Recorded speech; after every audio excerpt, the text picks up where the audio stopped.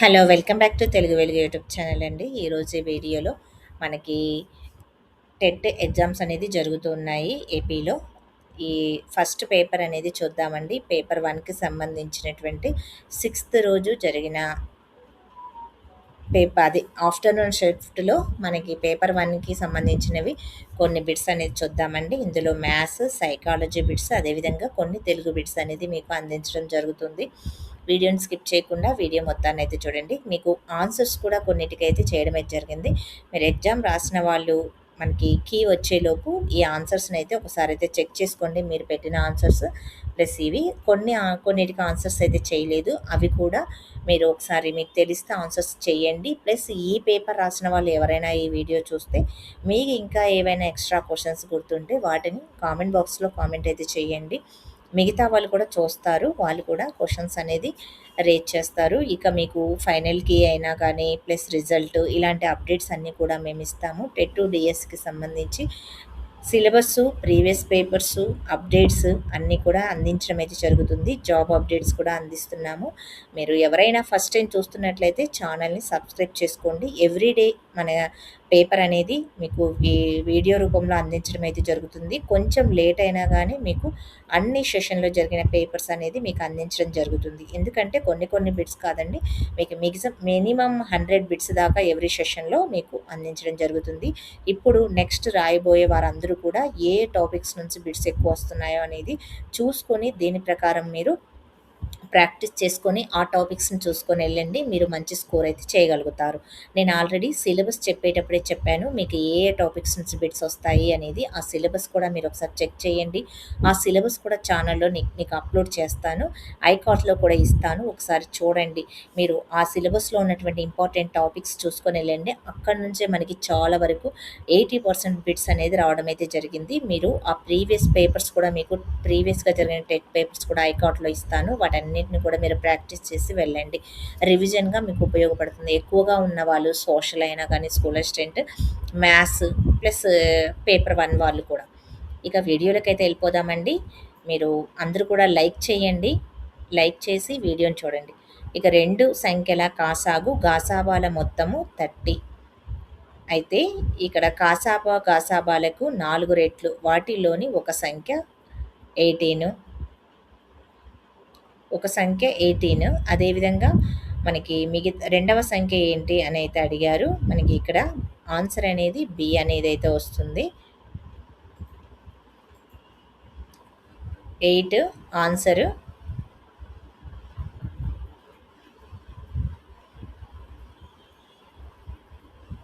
Answer అనేది 8. 10 వస్తువుల అమ్మిన వెల 11 వస్తువుల కొన్న వెలకు సమానం అయిన లాభ శాతం ఎంత? మీకు ఇక్కడ 10% అనేదైతే ఇవ్వడం అయితే జరిగింది. క్రమ పంచభుజి యొక్క ఒక్కొక్క బాహ్య కోణం ఎంత? 72 డిగ్రీస్. ఇక తల్లి వయసు కుమారుని వయసుకు 3 రెట్లు. 5 సంవత్సరాల తర్వాత వారి వయసుల మొత్తం 66 సంవత్సరాలు అయిన వారి ప్రస్తుత వయసు ఎంత? మనకి 14 ఇయర్స్ అనేది రావడం జరుగుతుంది. ఈ పేపర్ అనేది ఫోటో తీయడం అనేది మీకు ఇట్లా క్రాస్‌గా కనిపిస్తుంది. కొంచెం అడ్జస్ట్ అయితే చేసుకోండి. ఇక x-3 కారణాంకము లేనిదేది అని అయితే అడిగారు. ఒక డజన్ పెన్సిళ్ళ ధర రూ. 192. అదేవిధంగా 8 బాల్ పెన్నుల ధర రూ. 288 అనేది ఇచ్చారు. ఈ క్వశ్చన్‌కి సంబంధించి ఆన్సరు 4:9 అనేది రావడం అయితే జరుగుతుంది. ఎక్కువగా ఇలాంటి క్వశ్చన్ అర్థమెటిక్ నుంచి ఎక్కువగా బిట్స్ అయితే వస్తున్నాయి. టెక్స్ట్ బుక్‌లో ఉన్నవి ఎక్కువగా వస్తున్నాయి. టెక్స్ట్ బుక్ బేసిక్‌గా చూసుకోండి. ఇక మనకి సరాసరి వడ్డీ నుంచి మనకి రావడం అయితే జరిగింది. బారు వడ్డీకి సంబంధించిన క్వశ్చన్. దీని యొక్క ఆన్సర్ అనేది 6000. ఇక సెక్టార్ కేంద్రం వద్ద చేసే కోణం 90 డిగ్రీస్. వ్యాసార్థం 40 సెంటీమీటర్స్ అనేది ఇచ్చారు. 154 సెంటీమీటర్ స్క్వేర్ అనేది ఆన్సర్. చతురస్ర కర్ణము 10 సెంటీమీటర్లు అయిన ఆ కర్ణంపై నిర్మించిన చతురస్ర వైశాల్యం ఎంత అనేది ఇచ్చారు. 100 సెంటీమీటర్స్. పూసల చట్రంలో గరిష్టంగా వేసే పూసల సంఖ్య ఎంత అని అయితే అడిగారు. మనకి 3 వరుస సహజ సంఖ్యల లబ్ధం ఎంత అని కూడా అడిగారు. మీరు ఒకసారి అయితే చెయ్యండి. వీటికి తెలిస్తే ఆన్సర్. ఇక సైకాలజీ విషయానికి వస్తే కొన్ని క్వశ్చన్స్ చూడండి.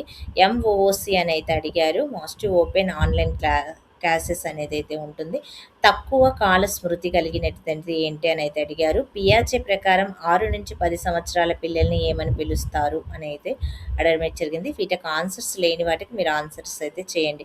ఏకకాల సిద్ధాంతంతో సంబంధం లేని వారు ఎవరు అనైతే మనకి ఏకకార సిద్ధాంతము, ద్వికారక సిద్ధాంతము అనేటివి ఉన్నాయి. వీటి నుంచి ఒక బిట్ అనేది వస్తుంది. పియాజేది కూడా ఎక్కువగా అన్ని సెషన్‌లో అడగడం అయితే జరుగుతుంది. భాషా గ్రహణ మంత్రం భావనను ప్రవేశపెట్టింది ఎవరు అని అయితే అడిగారు. మనకి నోమ్ చామ్స్కీ గారు. మీరు ఒకసారైతే చెక్ చేయండి ఈ ఆన్సర్‌ని కూడా. ప్రాథమిక విద్యను నిర్బంధం చేయాలని సూచించినటువంటి కమిటీ ఏంటి అని అయితే అడిగారు. ఇతివృత్త గ్రాహక పరీక్ష టాట్ ఇది మనకి ఆల్రెడీ ఫిఫ్త్ రోజు, సిక్స్త్ రోజు ఆఫ్టర్నూన్ షిఫ్ట్‌లో జరిగినటువంటి క్వెషన్‌లో అడిగారు. అదేవిధంగా సెవెంత్ రోజు కూడా అడిగారు. ఫిఫ్త్ రోజు కూడా టాట్ గురించి అయితే అడగడం అయితే జరిగింది.